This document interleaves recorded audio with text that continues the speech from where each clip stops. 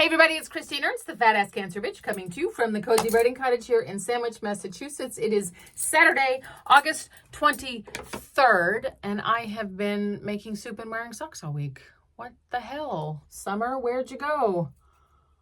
Fall arrived like on Monday, and we closed up windows and I wore pajamas to bed. My tomato plants are very confused. I had a huge harvest coming in, and now they're all like, what do we do? I think we're staying green. I have like 200 green tomatoes on the vine. Today's going to be summer again, and tomorrow too, so I don't think that's a lost cause, but it's certainly going to affect the harvest. Julia starts 11th grade next Wednesday, and I am not really adjusting to her being the licensed driver of a 2,000-pound Honda. The summer has sped by per usual. A steamy blur and never enough beach. In June, the summer stretches out before you like a gauzy curtain caught in a breeze, all billow and waft. You imagine glasses of iced tea on the patio and stacks of books that you're going to read, berry picking, yard sales. By August 23, you haven't had a single glass of iced tea and no berries, and you can count on one hand the times that you have pulled the beach chair out of the trunk, even though you fucking live on Cape Cod. So you lie to yourself about the shoulder season and swimming in September, even as you sip your pumpkin spice from Dunkin'. Not that pumpkin spice from Dunkin' and swimming in September are mutually exclusive things, but it's like I have a circadian rhythm tripwire encoded in my DNA, triggered by that first cool, dry night in August. Right on cue, that familiar feeling, dread, anticipation, the screwing up of courage. A ghost of childhood is reanimated, and back to school anxiety arrives on the first cool night in August like a wraith. Part delicious, part awful, so familiar. Makes me crave a bologna sandwich on white bread, new shoes, a good sharp pencil. See also sweaters, a Trapper Keeper, back to school shopping at Sears and Bradley's and Paperama. And that point of no return, that final nail in the coffin of summer vacation. That last thing, the drunken, delirious, hot mess that was the Jerry Lewis Labor Day telethon. You knew vacation was truly over when Jerry sang, all listing and disheveled on the stage, grimacing with inebriated poignancy when he sang, "You'll never walk alone." Oh, the irony. So, of course, I dreamed about the mean girl at the bus stop from 6th grade, Sheila Keefe. Tall, funny, braces, Farrah Fawcett hair, fresh pack of classic red bubble yum, fuck those braces, and a hot pink goody wide tooth comb in the back pocket of her Levi's cords.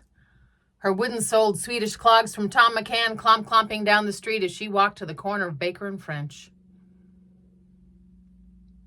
It was terrifying to hear her coming. But better to hear her coming than to have her be there before you. If she got there first, I'd hear the kids snickering before I even rounded the corner of Church Street. Yes, indeed, you walked alone. She was in 6th grade like me, but looked like she was 17. She mercilessly made fun of my lunchbox, my acne, my pants that were never Levi's, my unpronounceable last name.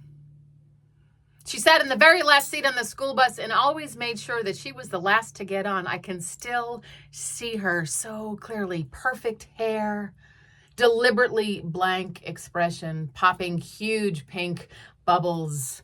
Her slow saunter to that last seat, always empty because no one dared sit there.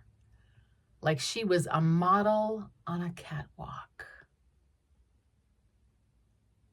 She sort of was.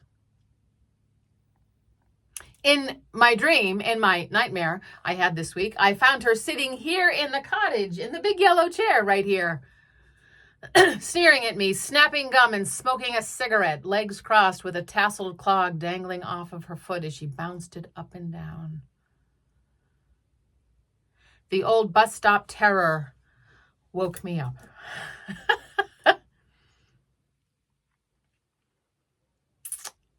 do the mean girls become?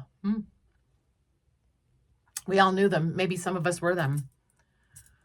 In the car Thursday night, as I was thinking about this on the way home, I asked out loud, what happened to Sheila that made her so mean to me 48 years ago? And then I pulled up behind a dirty white truck at the Dunkin' stoplight. Someone had written, I hate my life, and a sad face in the grime on the tailgate. At the next light in front of the Stop and Shop, I ended up behind a car with a bumper sticker that said, love your enemies. And see how the universe, powers that be, source, spirit, flying spaghetti monster, whatever have you, delivers.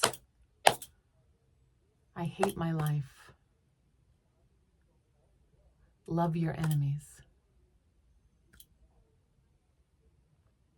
Sheila, I'm so sorry for whatever happened to you that made you so mean to me. I really hope that it turned out okay for you.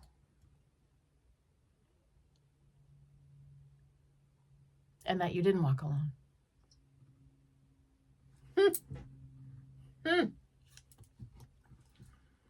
God, 6th grade sucked. Weird that a cool night in August can make me feel like a terrified little kid again.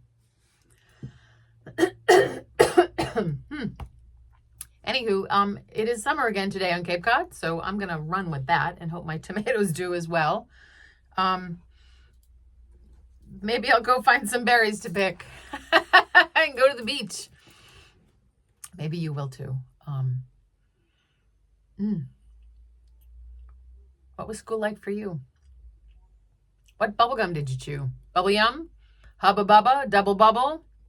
Classic Bazooka? I got none of those. We got Trident, the blue kind that actually tasted like the dentist's office. But that's another story. Go chew some bubblegum, pick some berries, go to the beach, drink some iced tea, read some books on your patio. Maybe I will do all of these things this weekend. I'm also going to hammer some more bracelets. I have a show coming up October 24th. Fat Ass Cancer Bitch 2025, number 14, Old AF. And I'll tell you about that next week, maybe. You are beloved. Come as you are. Find delight today, my friends. Oh, we have to.